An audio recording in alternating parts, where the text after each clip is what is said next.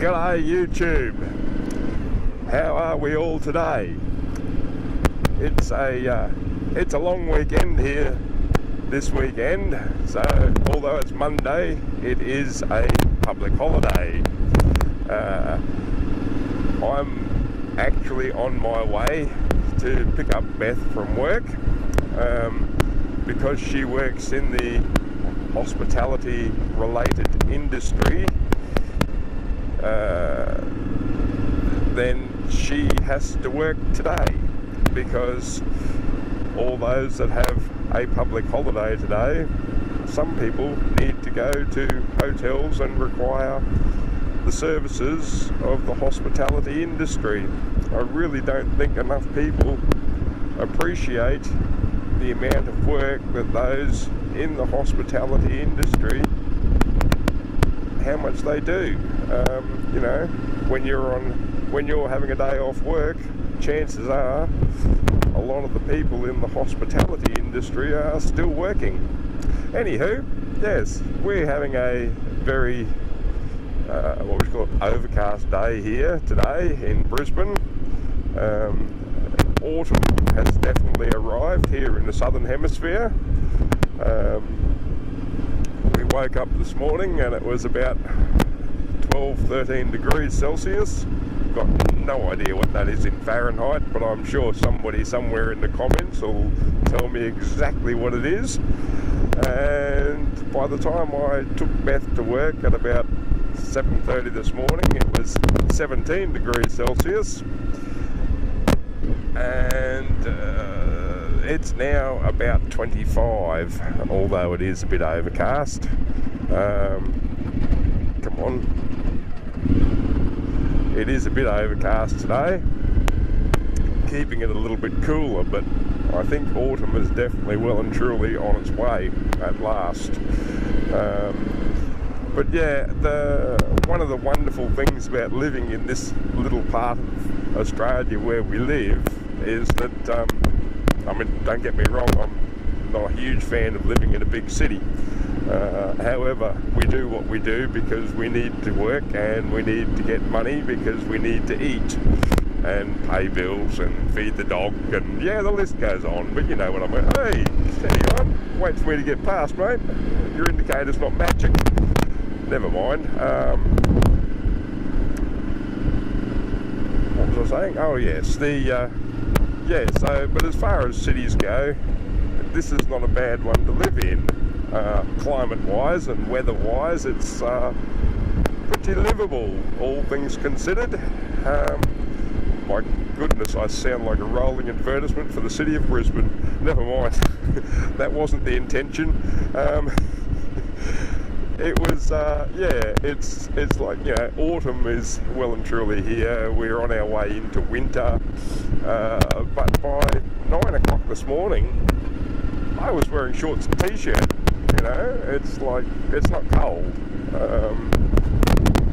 and it's quite pleasant, and it does get cool of an evening, and when we get further into winter, you would say that it does get cold of an evening.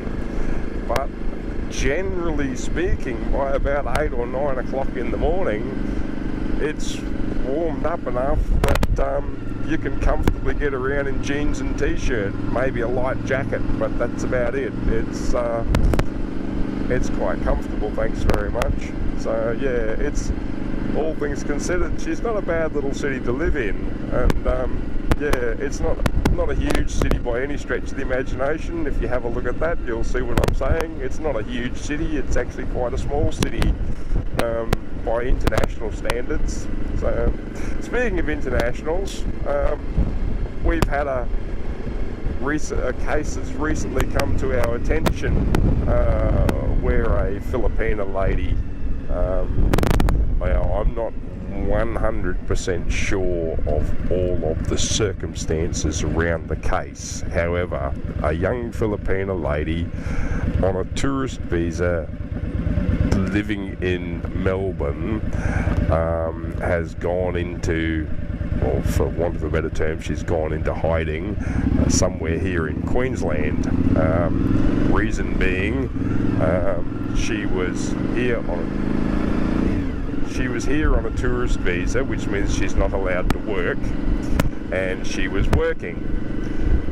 Not only was she working, but she's now overstayed her visa.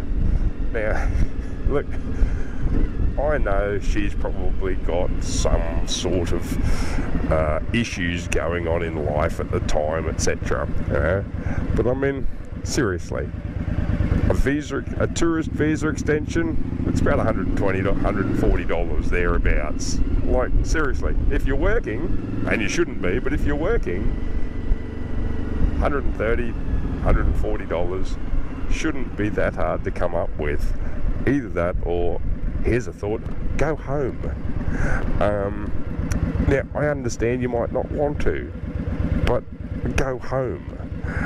The reason being is that it gives the immigration department here in Australia yet more work, and it takes them longer to process the applications of those of us that are trying to do it correctly. You know, all the other people that, you know, overstay visas, etc., etc., just give them extra work, and it takes longer for them to do the work that I want them to do. You know, get Beth's bloody visa processed.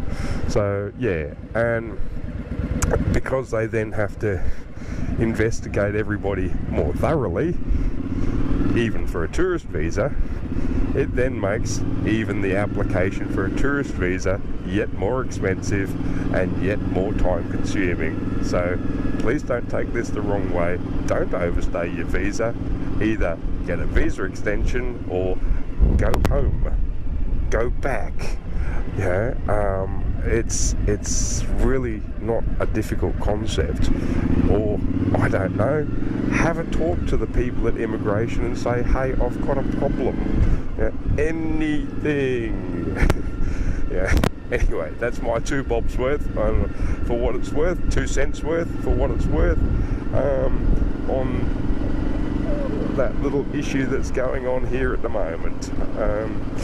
And yeah, I mean, I realise that the lady has probably got some huge issues in her life, and she probably really doesn't give a flying one about what my opinion is, and I don't blame her. But yeah, it does affect a lot of other people, not just herself. Anywho, I'm almost at where I have to pick Beth up. You all have a fantastic weekend, and we'll see you in the next video. But as always, don't forget to like and subscribe. Check out the links. You might want to travel somewhere, use What If you're a single bloke and you're looking for a lovely Filipina lady, check out the link to Christian Filipina. There's some lovely ladies there looking for a lifetime partner. Okay, you all have a great weekend, and we'll see you next time. Bye for now.